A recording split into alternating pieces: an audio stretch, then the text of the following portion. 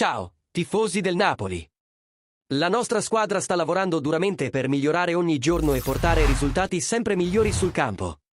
Siamo qui per tenervi aggiornati con le ultime notizie sul mercato, e vi prometto che quello che stiamo per rivelarvi oggi è davvero interessante. Ma prima di tutto, ricordate di lasciare un bel like a questo video e iscrivervi al canale per non perdervi neanche un aggiornamento sulle novità del nostro amato Napoli.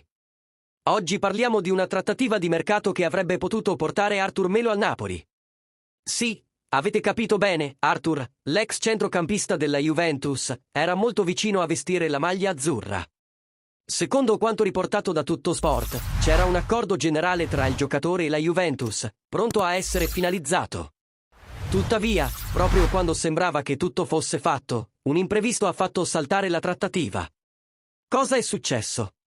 L'operazione era strettamente legata a un altro giocatore, Billy Gilmour.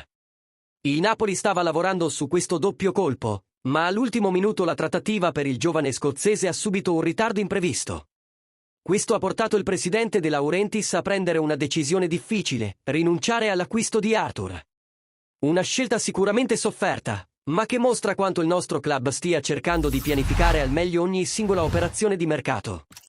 E ora, cosa ne pensate voi tifosi? Credete che Arthur sarebbe stato un buon acquisto per il nostro centrocampo? Fateci sapere nei commenti qui sotto la vostra opinione.